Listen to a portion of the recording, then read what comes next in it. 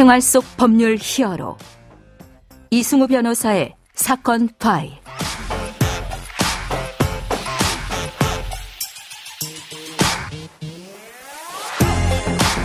안녕하세요. 이승우 변호사입니다. 각종 사건 사고에서 여러분들을 구해드리겠습니다. 오늘 열어볼 사건 파일은 영업비밀 침해 금지 관련 사건입니다.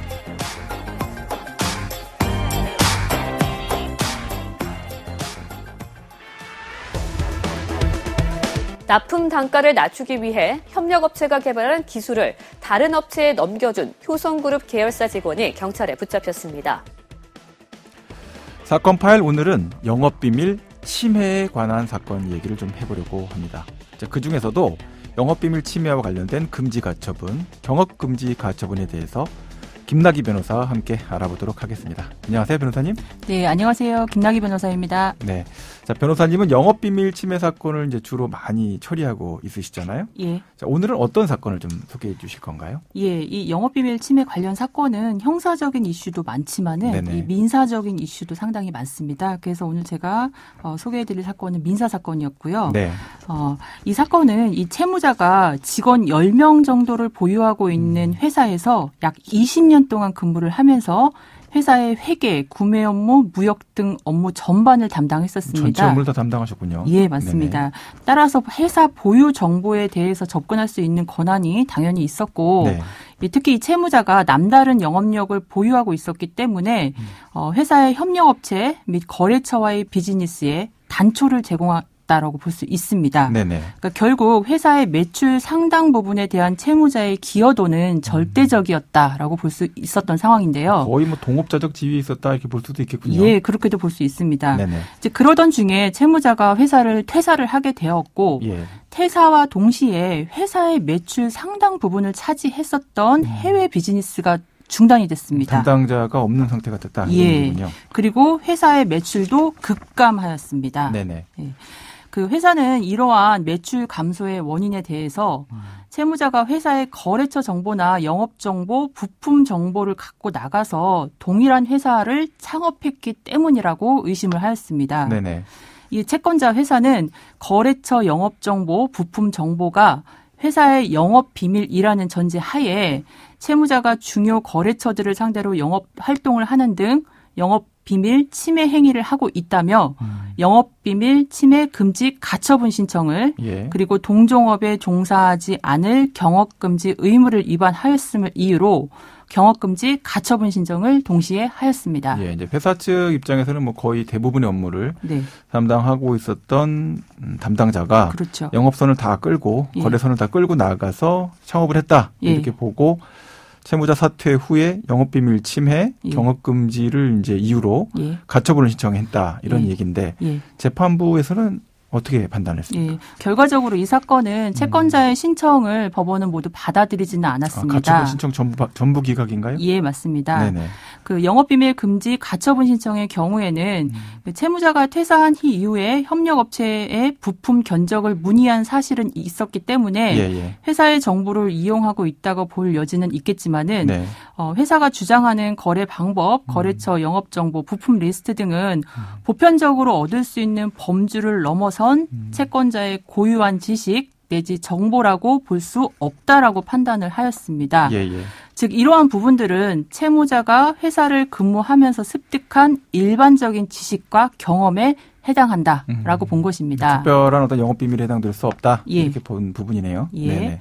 그리고 경업금지 가처분 신청의 경우에는 그 채권자와 채무자 사이에 경업금지 약정이 있다고는 보았지만은 회사는 채무자에게 경업금지 약정과 관련해 특별한 대가라든지 보수를 지급하지 않았고 이러한 약정으로 인해서 채무자의 직업 선택의 자유와 근로권을 과도하게 제한할 우려가 있다라는 이유로 이 역시 받아들이지 않았습니다. 일단 이제 퇴사한 근로자인 채무자하고 회사 사이에서는 이제 경업금지 약정은 있었다라는 거고요. 그렇습니다. 예. 그런데 그 경업금지 약정에 따라가는 퇴사하는 근로자에게 어떤 특별한 대가를 주거나 예. 보수를 주는 이런 것이 전혀 없어서 예, 그렇죠. 그것은 유효하기 어렵다, 그렇죠. 무효다라고 봤다라는 거군요. 예, 그러니까 경업금지 약정이 있다라고 해서 반드시 그 약정이 유효하지는 않다라는 점은 이 점에서 좀 살펴볼 필요가 있습니다. 네네.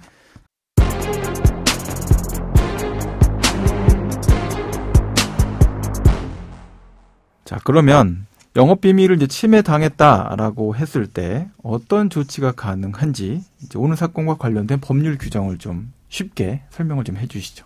예, 민사적인 조치로서 부정경쟁 방지 및 영업비밀 보호에 관한 법률 제10조에서는 네. 영업비밀의 보유자는 영업비밀 침해 행위를 하거나 하려는 자에 대하여 예. 그 행위에 의하여 영업상의 이익이 침해되거나 침해될 우려가 있을 경우에는 그 행위의 금지 또는 예방을 청구할 수 있습니다. 네네. 이에 더 나아가서 침해 행위에 제공된 설비의 제거, 그 밖에 침해 행위의 금지 또는 예방을 구하기 위하여 필요한 조치를 함께 청구할 수 있습니다. 네네. 예, 이렇게 영업비밀 침해로 손해를 입은 경우에 기업은 신속하게 방어해서 침해를 방지하거나 침해 행위를 막아야 할 필요성이 있습니다. 예. 왜냐하면 이미 발생한 손해는 그 회복이 거의 불가능하다라고 보기 때문입니다. 예, 그리고 가처분 사건의 특성상 법원 심리가 신속하게 진행되고 있지만은 그렇다고 해서 1, 2주 안에 결론이 나는 것은 아닙니다.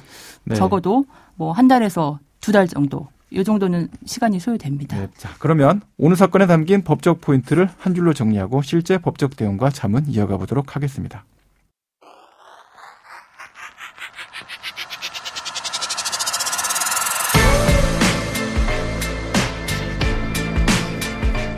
이럴 땐 법대로. 네, 영업비밀 침해 행위에 대한 보호법제는 1990년대, 그래서 2000년대에 들어서 각국의 이제 기술 경쟁이 치열하게 되면서 전 세계적인 법 현상으로 나타나기 시작했습니다. 자, 그런데 이런 영업비밀 보호법제가 강화될수록 오히려 기술 공개 해주고 독점적 지위를 얻는다라고 하는 특허 제도가 취약해지는, 축소되는 이 위축의 문제가 발생하게 되고요. 또 근로자 입장에서는 나는 전직해야 되는데, 옮겨가고 싶은데, 나는 전직의 자유가 있는데 그게 사실상 소멸되는, 그래서 결과적으로는 산업기술 발전 전반을 저해하는 법적 장치가 될 수도 있다라는 지적이 계속해서 나오고 있습니다. 자, 그렇기 때문에 향후에도 영업비밀 보호법제를 더 강화해야 된다라는 목소리와 안 된다, 이거 약화시켜야 된다라는 목소리가 계속 법적으로 충돌할 것으로 예상이 되고 있습니다. 자, 변호사님과 함께 이제 오늘 영업비밀과 관련된 사건 다뤄보고 있는데요. 근로자, 회사 모두 이제 사실 법적으로 문제가 되는 영업비밀이 뭔지 잘 평소에 알고 있어야 될 것 같고, 여러 가지 약정서나 서류 작성할 때 좀 고민을 해야 될 것 같은데 좀 간단하게, 좀 쉽게 설명 좀 해주시죠. 그 오랜 시간 동안 한 회사에서 근무를 하다 보면은 네. 그 관련 분야에 대한 일반적인 지식과 경험을 보유하게 되는 것은 너무나 당연한 일입니다. 예. 예, 퇴사 이후 그와 같이 습득한 지식과 경험을 당연히 활용하게 될 가능성이 크고, 예. 퇴직한 근로자 입장에서는 선택 사항이 한정된 가운데 결국에는 동종업에 종사하고 따라서 경쟁이 불가피한 상황이 벌어지게 됩니다. 네네. 네. 이러한 이유로 퇴직한 근로자들이 부정경쟁 행위 금지 및 경업금지 가처분 신청서를 받는 경우가 생각보다 빈번하게 발생하고 있습니다. 뭐 최근 굉장히 많이 늘어났다고 예, 볼 수 있죠. 맞습니다. 네. 이러한 경우 당황하지 말고 공정한 방식을 벗어난 행위가 있는지에 대해서 우선 스스로 돌이켜 생각을 해보셔야 되고, 유의할 점은 이 부정경쟁 금지 가처분은 잠정적인 조치이지만은 예. 영업비밀 침해 행위 금지를 구하는 가처분은 그 금지 기간을 정해놓지 않아도 위법하지 않습니다. 즉 그러니까 영원히 금지가 될 수 있는 거죠. 계속이요. 예. 때문에 사실상 채권자가 승소 결정을 받게 되면은 채무자로서는 다른 사정이 있지 않는 이상은 계속해서 제재 상태에 놓이기 때문에 이 법원의 결정은 상당한 영향력이 있다고 볼 수 있습니다. 네네. 예, 부정경쟁 행위 금지 가처분 및 경업금지 가처분 신청 사건들은 그 법리가 쉽지 않고 가처분 사건의 특성상 신속하게 진행이 되기 때문에 신청하는 채권자든 신청을 당하는 채무자이든지 충분히 검토하고 소송에 임하셔야 될 것 같습니다. 예상치 못하게 기각되는 경우도 많은 것 같고요. 예, 예상치 맞습니다. 못하게 인용되는 경우들도 많은 맞습니다. 것 같아서 상당히 법리적으로 까다로운 부분이 있는 것 같습니다. 예. 네, 지금까지 김나기 변호사와 함께했습니다. 오늘 말씀 고맙습니다. 감사합니다. 생활 속 법률 히어로 이승우 변호사였습니다. 내일도 사건에서 여러분들을 구해드릴 사건 파일 함께 알겠습니다.